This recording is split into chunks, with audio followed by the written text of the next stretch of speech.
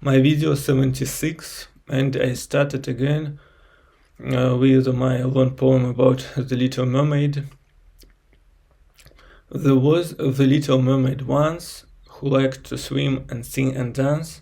She with her other sisters dwelled under high pressure, which could melt your clever brain and make it get out of the holes in your big head, your mouth and ears, and your long nose, and even out of your eyeballs, just gouging them out on the way. There was no usage anyway for your two eyes at that dark place where the sea house stood in its grace. One day the storm was in the sea, it caused the royal ship to sink. Meanwhile the prince ate his fish stew. He drowned together with his crew. The little mermaid traveled by and saw the prince in his last dive. She fell for this nice prince at once. She didn't waste her only chance. She grabbed the guy and dragged him far, and then she gave him CPR. Her lips were pressed against his lips. Then she felt his hands on her hips. Then he decided on the spot, "You will be mine no matter what." And as she felt the same for him, they vocalized their sexual dreams, and he concluded, like a male, "The sex is hard with your fish tail." Then she suggested, with no gags, "I'll ask the witch to give me legs." She said, there is just one condition to start upon a sexual mission. The witch will take my lovely voice, my legs or voice. The choice is yours." The prince just argued, "Your nice singing will not fulfill my sexual stinging." Encouraged by the prince's proof, the little mermaid made her move. She only had just one last fear.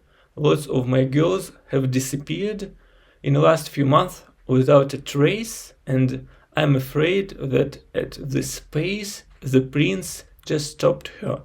"Leave the rest to me.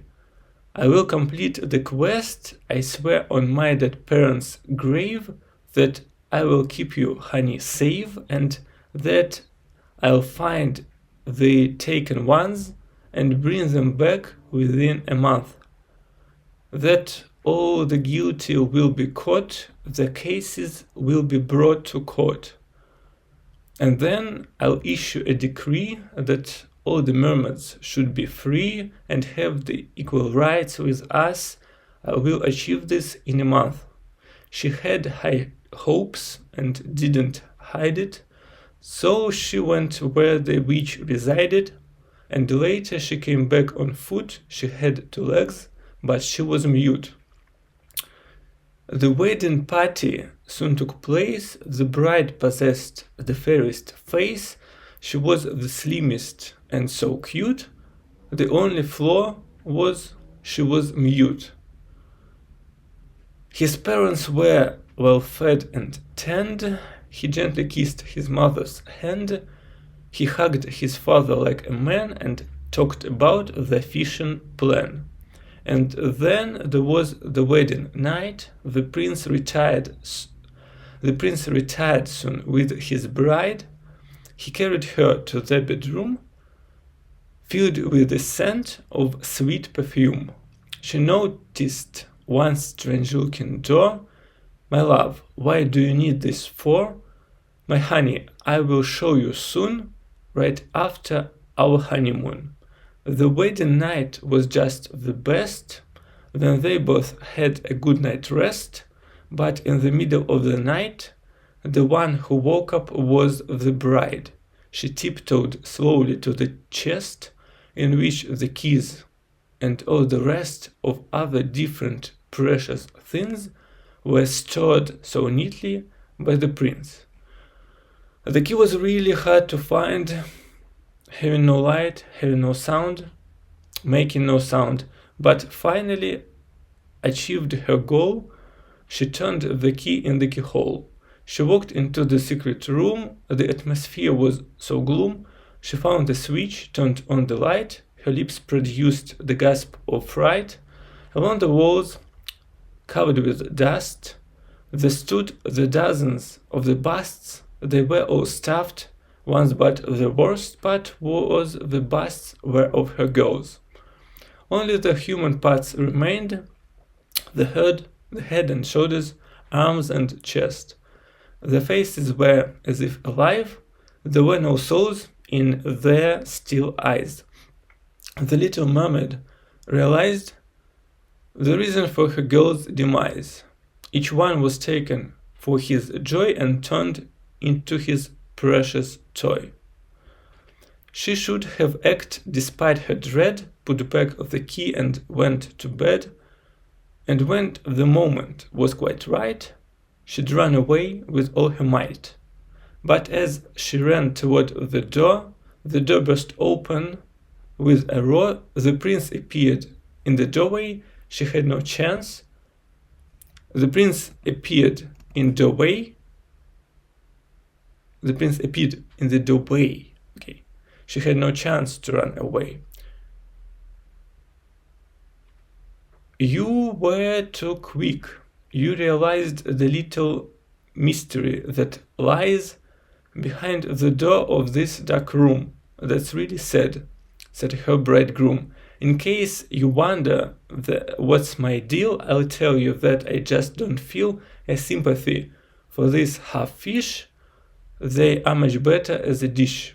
They say the freshly cooked seafood is quite nutritious and it's good for my masculine power boost. I hate the fish, I like the boobs. Your half-fish girls are famous for the perfect breasts. None of the whores outclasses them, neither does porn.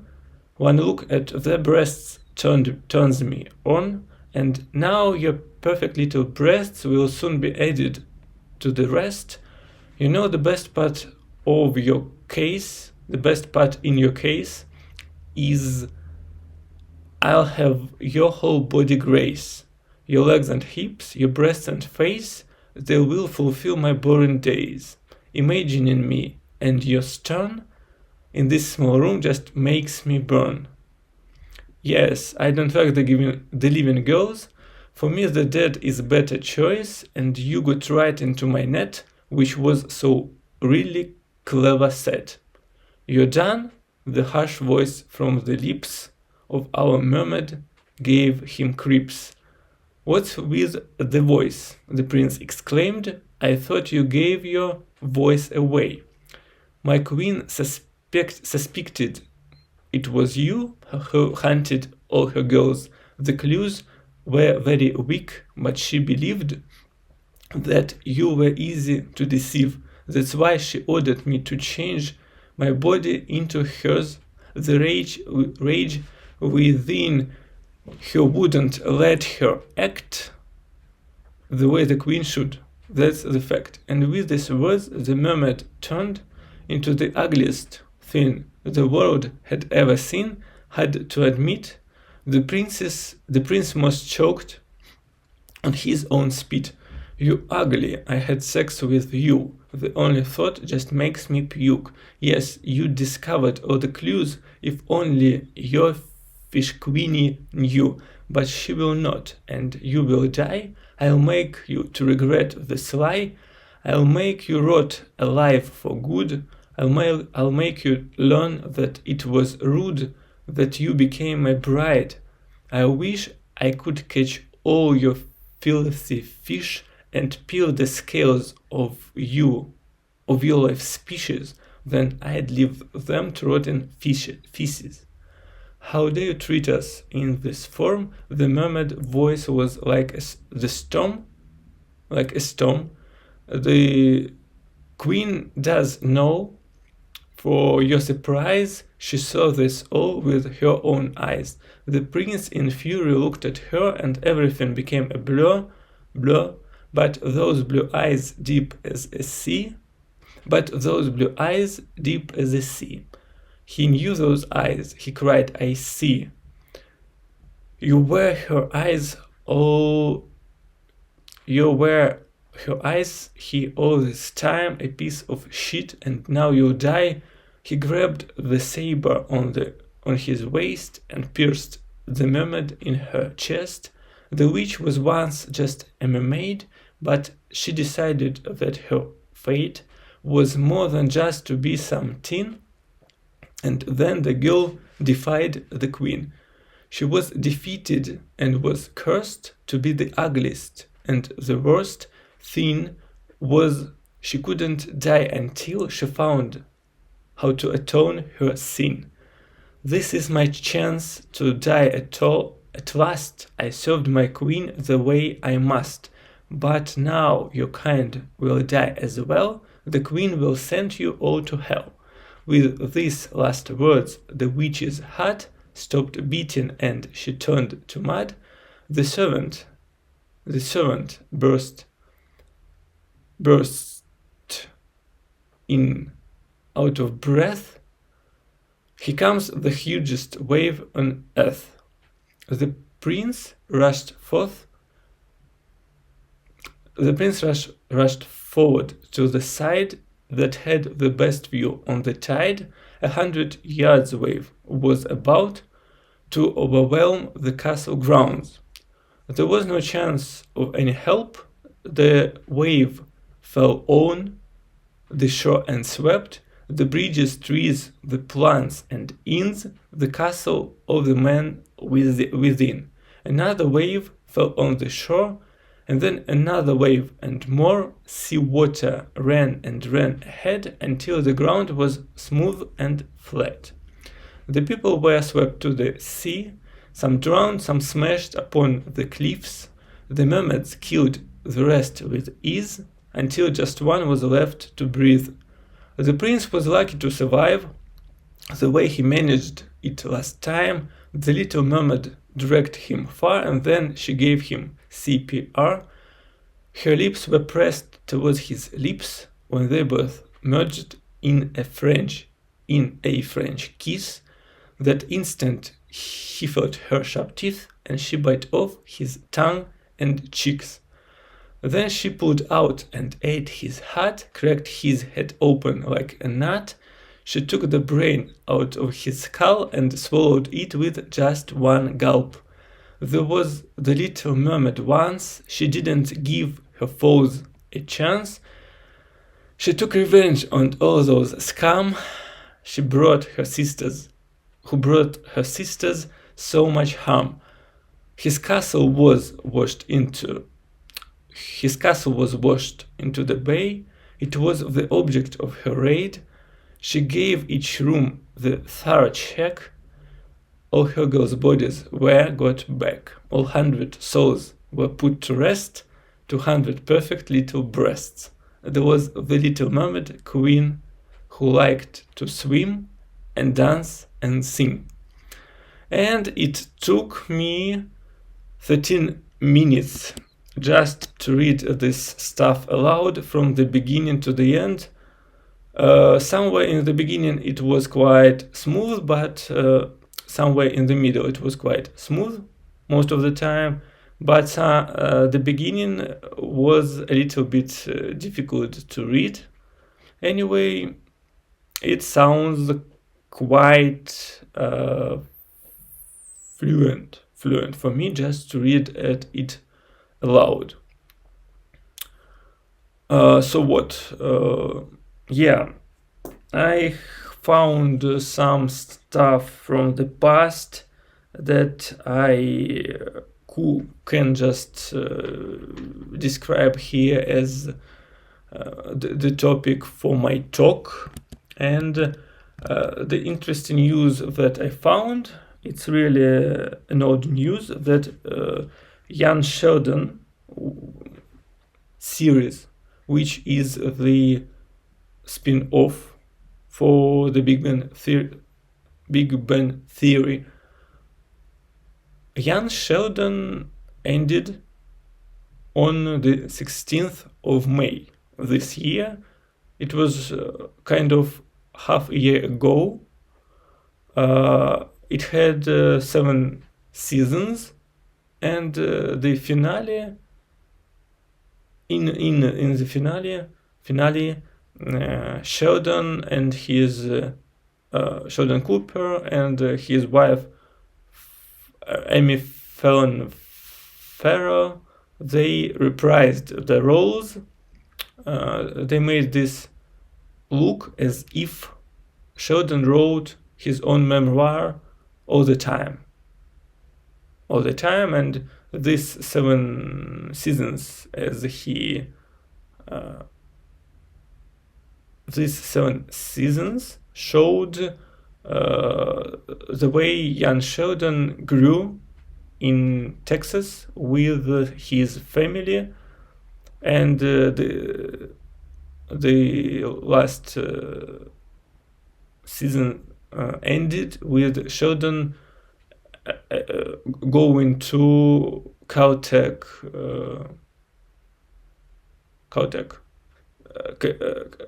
Technological University of Californian Technological University. Anyway, so it was really cool to see Jim Parsons 7 years after his last episode of The Big Bang Theory. It really hit a little bit of nostalgia, I don't know. And yeah, he is quite old, in his 50s. Well, that's really cool. That's really cool. What else?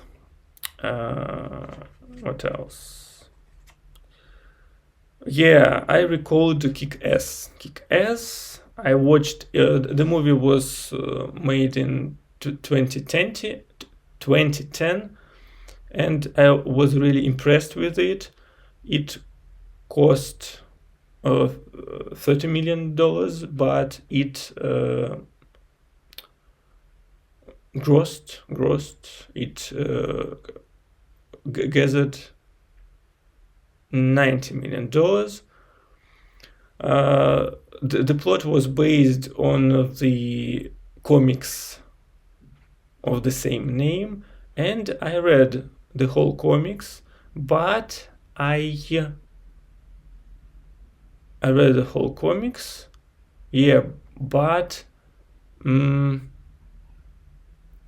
I think I skipped the part about this girl who was trained as an assassin, as a superhero girl, because Hit Girl or something. There is the whole spin-off in this comic series, and I didn't watch it, but didn't read it, but I read the whole story first. The story on which the original movie was based, then the story on which the second movie was based. But the ending of the second movie was different compared to the ending, compared to the story in comics. So yeah, I remember this now. I didn't like the second movie much. They had this American stuff, like she took some special device from her father, then he came to school and she touched the girl who bullied her with this device, and this made her puke and defecate at the same time. Not very interesting thing to watch. And yeah, actually the actress kind of grew up in these 3 years, and she didn't look the same way she looked in the original movie. So yeah, and the ending was quite simplified compared to the comics. I remember it now. In the comics, it was a huge battle between the evil masked heroes who wanted to destroy the New York's Times Square, but good masked superheroes, not superheroes, just heroes, they knew about this, they learned about this plan, and there was the battle between the bad guys and the good guys, and the police just didn't know about the plan of the bad guys, and the police wanted to arrest them all, so they fought, and then they were caught by the police, and in the end, Kick-Ass managed to run away. Somehow he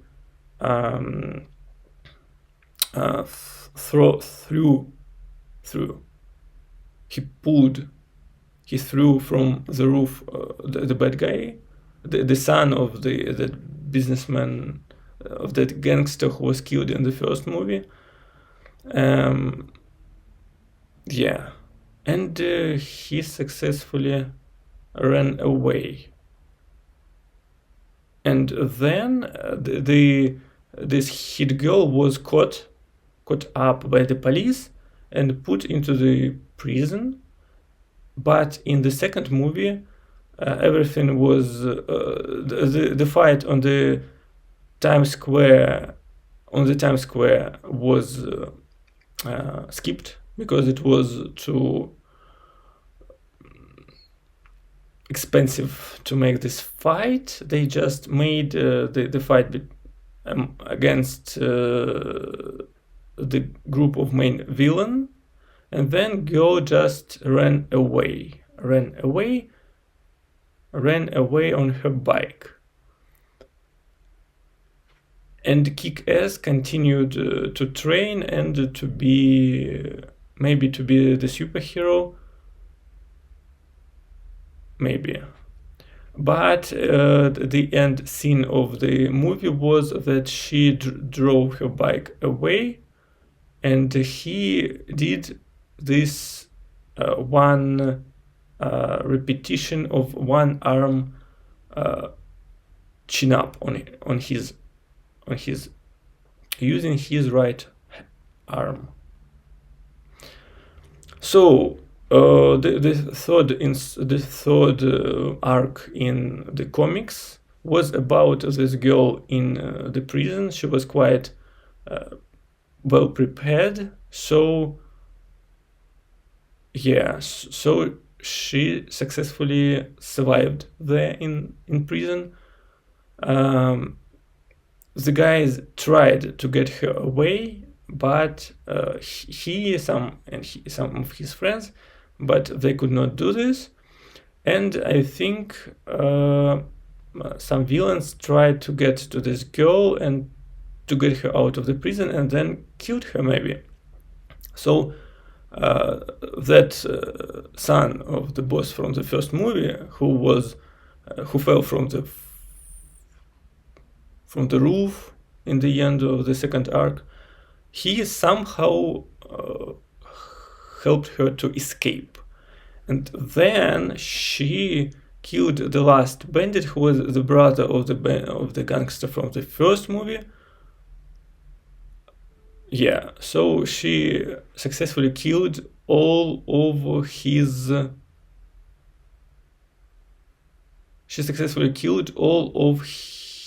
these gangsters.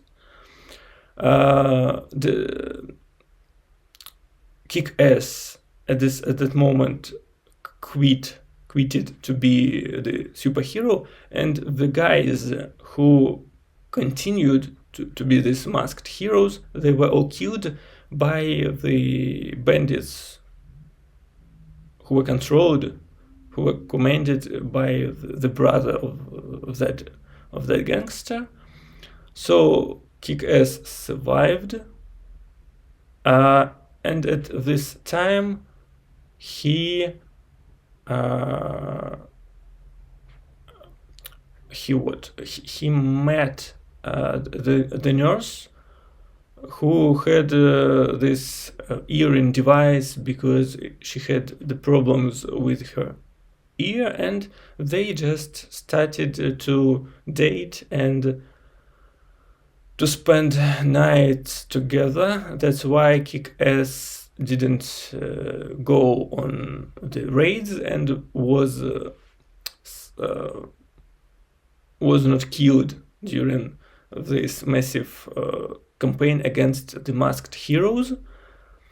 So when the girl came at last and she took Kick-Ass with her, she successfully eliminated all the gangsters, and he just fought against some guys, and he almost died, but somehow he managed to survive. And I remember this interesting moment in the comics when he almost died, when they beat him,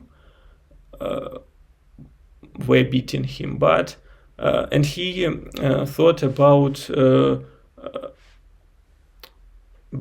his mistake of going into this kind of superhero world.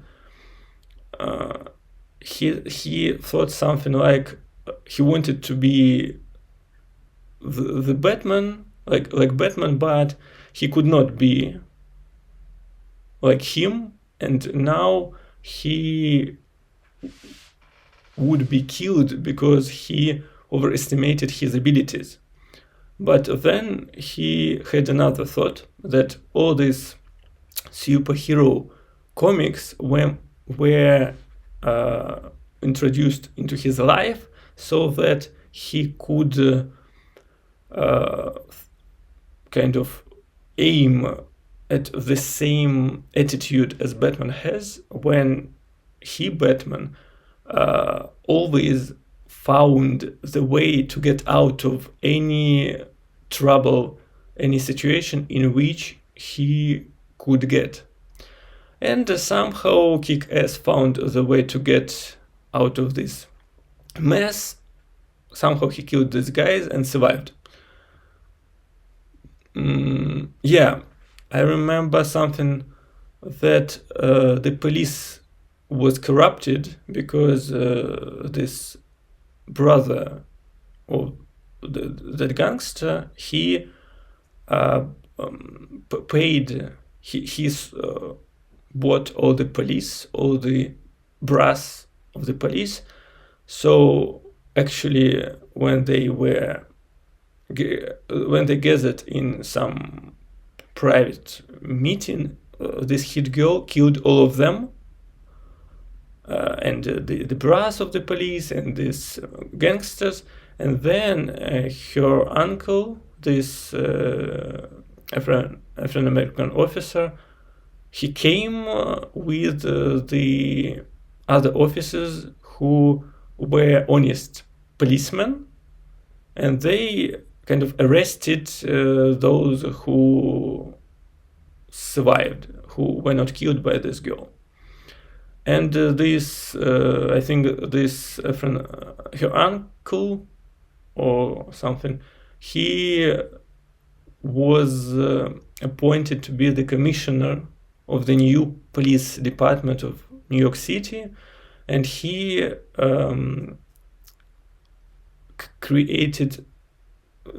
hired new recruits who would be these new policemen. And at this moment, finally, the paths of Kick-Ass and this hit girl, they separated. He went to join the police forces as the police rookie because he kind of trained a lot. He was not as good as she was with the different types of weapons, but he was as good prepared as a police officer should be. So he joined it, his girlfriend was a nurse, he was a policeman. It's like the standard American couple of some average level, yeah. And the girl just disappeared, and then she appeared somewhere in different city where some small guy, maybe 10 years old, he was bullied by his schoolmates at school, and they spitted on his t-shirt. His mother worked at 3 or 4 jobs, and he didn't want to disappoint her, so he didn't tell her about all this stuff. I'm not sure about with whom his mother lived or who was his father. Anyway, he washed his t-shirt by himself, and then this hit girl came to him, and then she said that she would prepare him to fight for himself. So it's like she decided to create another kick-ass, not maybe the masked hero, but this way she would guide him through his troubles, and that's a really logical, cool ending. Yeah, and the interesting thing, I record all this stuff as I tell it to the screen. I didn't open Kick-Ass comics since I read it last time. Maybe I read it in 2013 when the second Kick-Ass was produced. Yeah, so I read it 10 years ago, and it impressed me so much that I remember some of the pictures. They just like appear in front of my eyes as I talk about this stuff. So another difference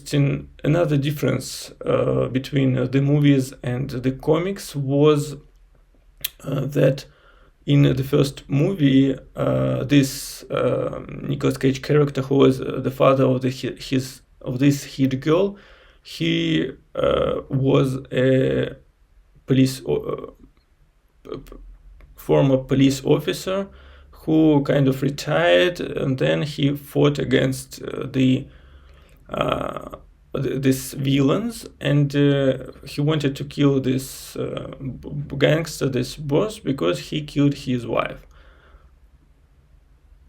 Yeah, and he prepared his daughter to fight against all these villains, and this Afro-American officer, who was previously his partner at the police department, he knew about this stuff, and he kind of supervised him and his daughter. But in the comics, all this stuff was just invented by this guy because he read too many comics books, and he believed into the stuff that he created all this story about the gangster killing his wife. So he raised his daughter as the comics kind of superhero, but in reality he was just some nerd.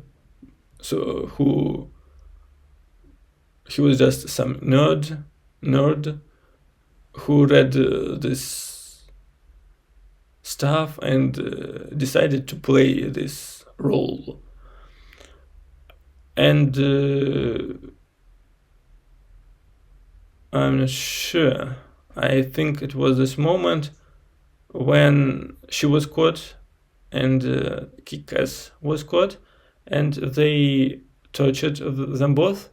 Somehow they put the electrical current device to the Kick-Ass's testicles, and they just tried to roast him and to get as much information from him as possible, but he couldn't say anything. But they tortured her father, and he told all this information, and they killed her father. And then the girl appeared and killed these guys. And I think in the second arc of the comics, the son of this gangster, he said, I remember who was kick-ass because he told us his name when he was electrified through his testicles. So yeah, in general, I like the first movie better than the comics, or I can say that it's not better, it's made differently, and it's more action oriented, and it's better suited for the movie. Like all these fights against the gangsters, this flying suit in the end, they're really kind of cool. And these songs that were used to show some actions in this movie. Avril Lavigne stuff, then I think this was the music composition from 28 weeks later, when her father, in the costume of kind of Batman, destroyed one particular warehouse where they stored all the drugs and so on.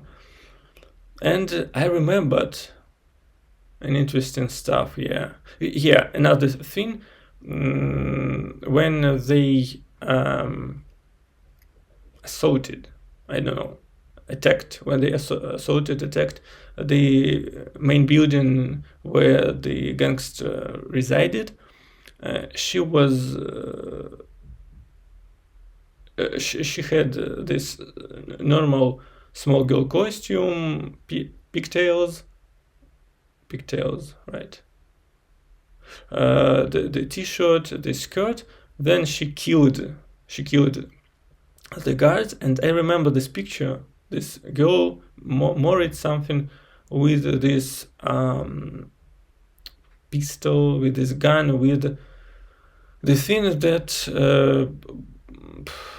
mutes the sound of the bullet. And this picture was printed in some 2010 number of issue of virtual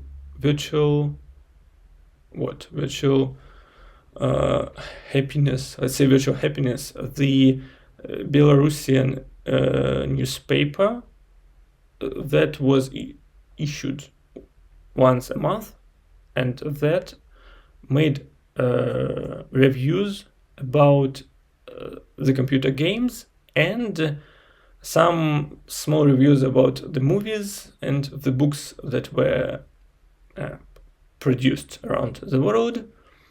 And again, this virtual happiness, it was founded somewhere in 1998, but I encountered it only in 2004, I think. 2004, yeah.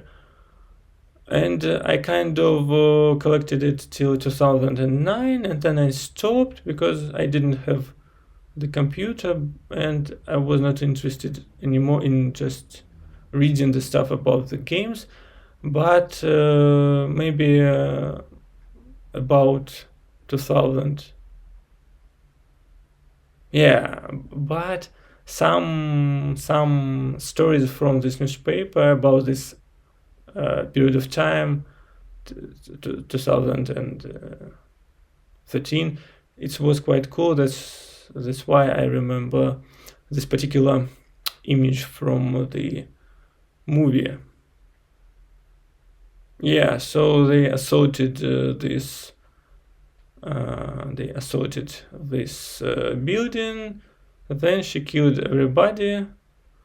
Well, it was not so bad, and maybe I should return back to this comics because it's more American comics, as I discovered, are more complicated in terms of talking than the manga, because in manga the best balance is to show lots of action and very small talking. It's like when you read the play by Chekhov or by Shakespeare, there should be as less description as possible, and everything should, or Oscar Wilde, and everything should be described through the dialogues between the characters. The same way in manga, everything should be described through the pictures, the actions, the face expressions, everything, and some small replicas to show the idea, which could be quite difficult to describe through the pictures. But in American comics, which are colored comics, and it means that first the let's say author, there are different approaches. So sometimes there is author who create the story and the pictures, but there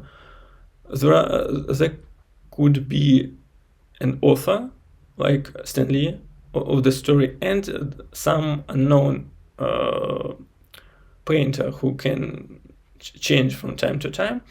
But I think with Kick-Ass, the idea was that the author created the story,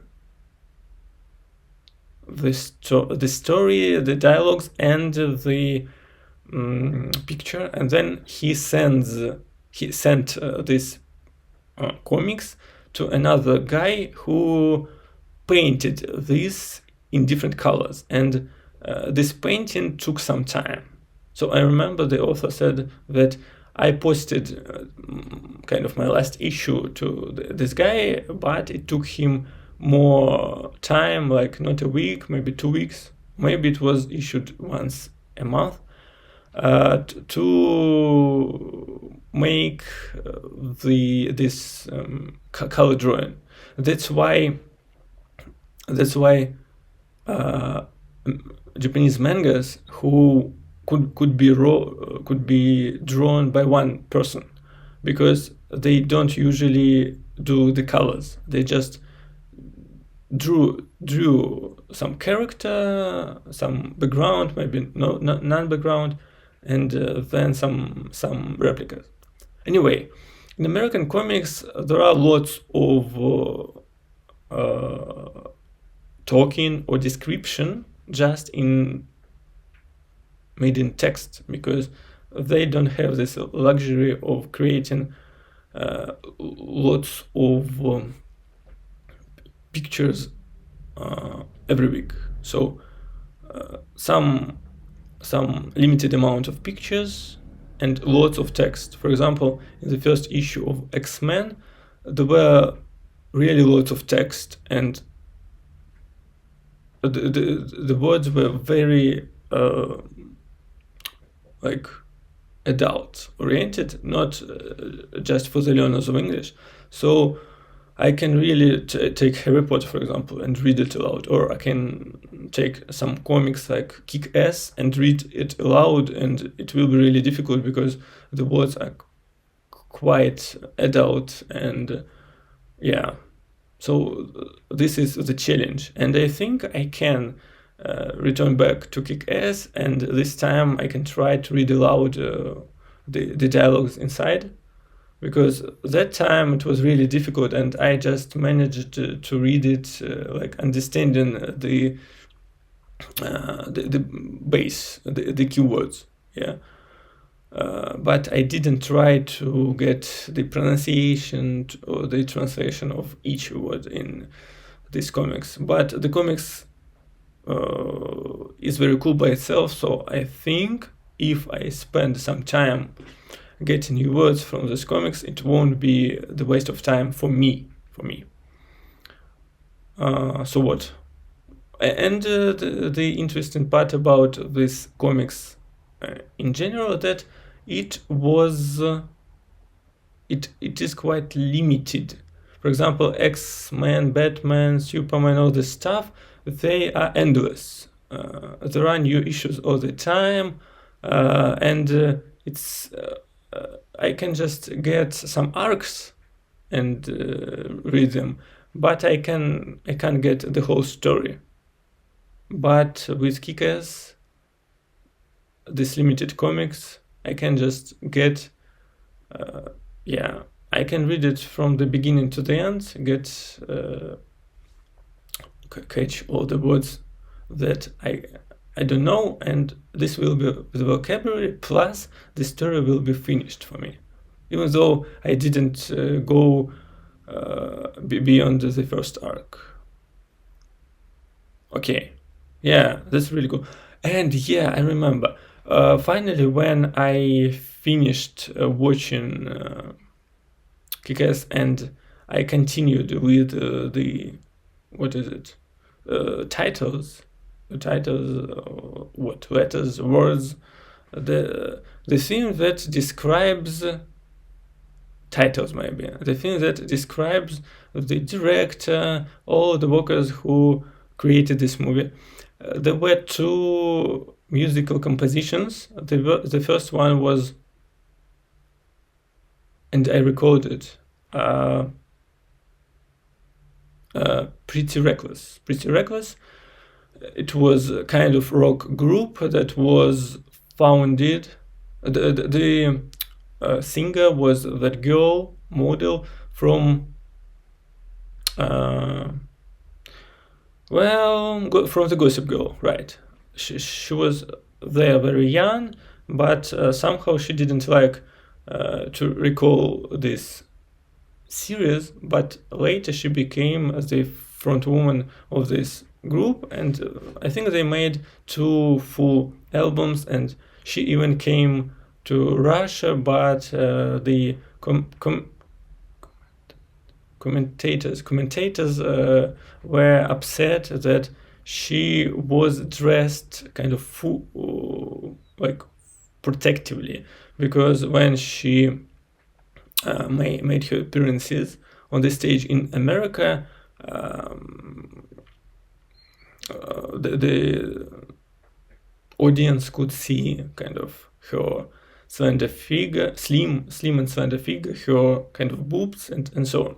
But this way she was like wearing a sweater and the jeans, because she was kind of afraid of Russia. Anyway, she came there somewhere in 2011, and I listened to her these 2 albums, and I liked this song, Just Tonight. Maybe she was at my ringtone for a long time.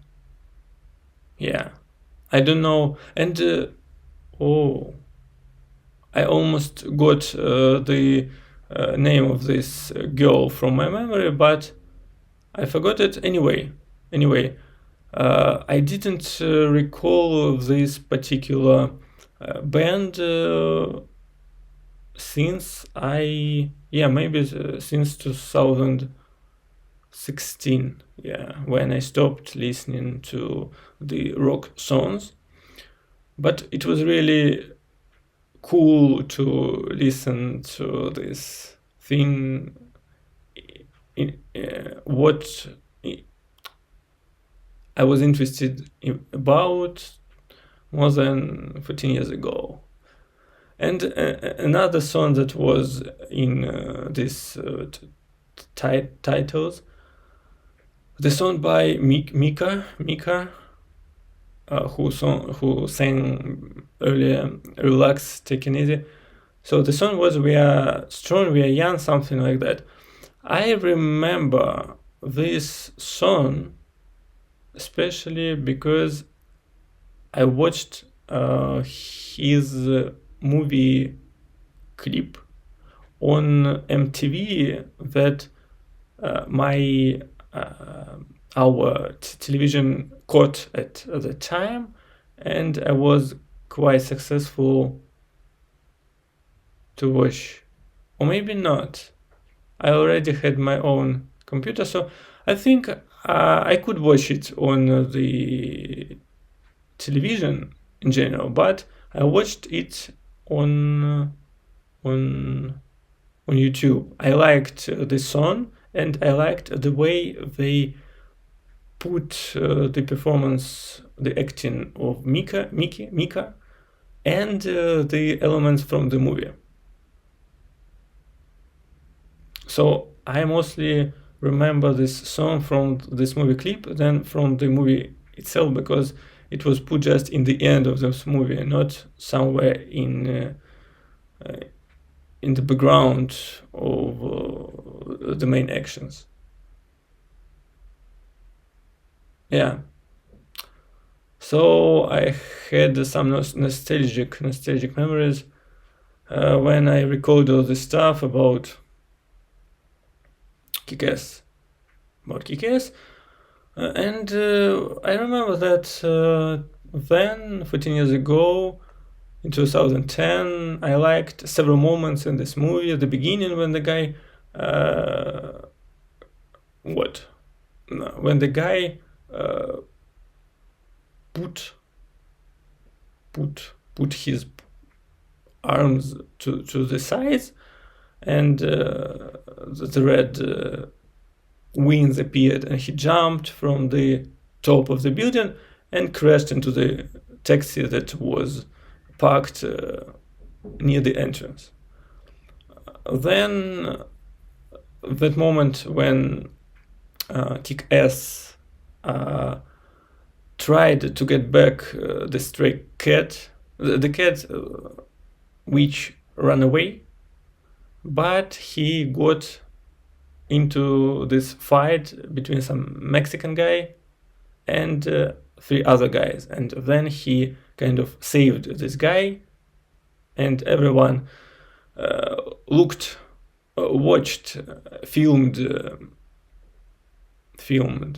his actions, and yeah, they put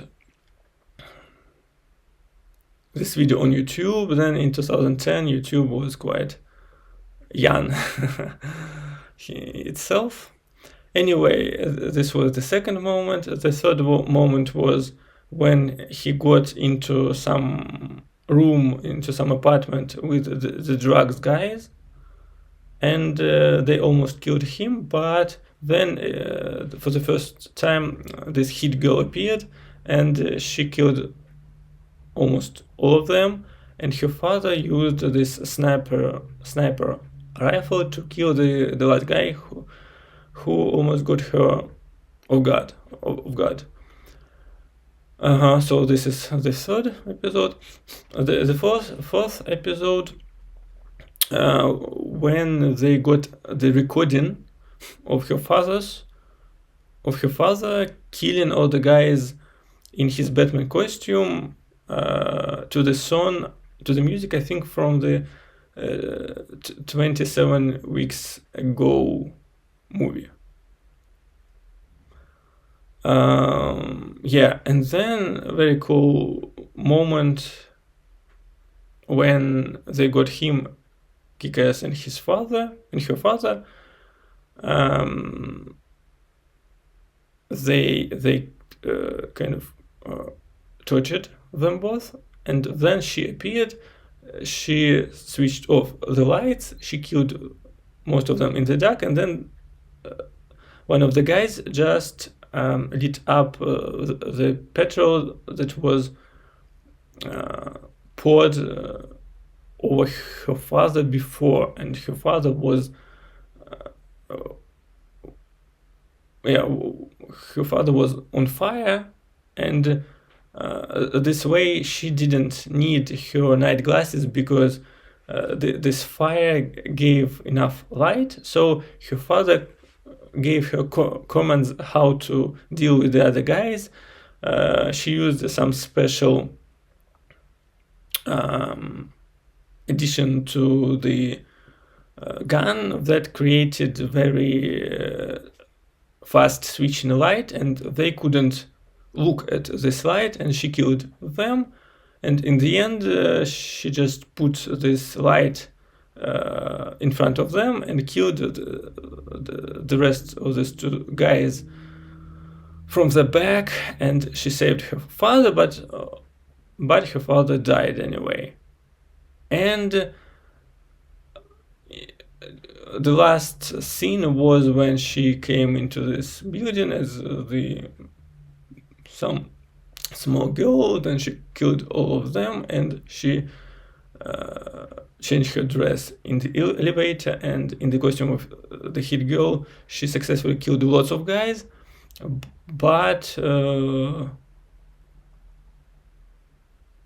yeah, but then she fought against this boss and he almost killed her, but Kick-Ass appeared in his portable flying jetpack with the machine guns. He killed some of the bad guys, and then he used bazooka and killed this main gangster, and then he took her and they flew away out of this building. And the son of this gangster was left alive, as it was in comics as well. And they he swore to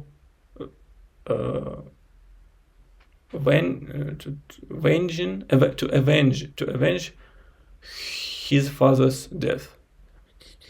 Vengeance, I don't know. So this is the description of this movie, and especially the moments that I liked then and which I like now as well, because I checked them and I have the same emotions watching these moments as I did then. So they are made really cool. And I think with this I have almost an hour of talking, and I talked a lot about this particular comics, and it was an interesting session of recalling of the memories from the past. So with this video 76 is finished.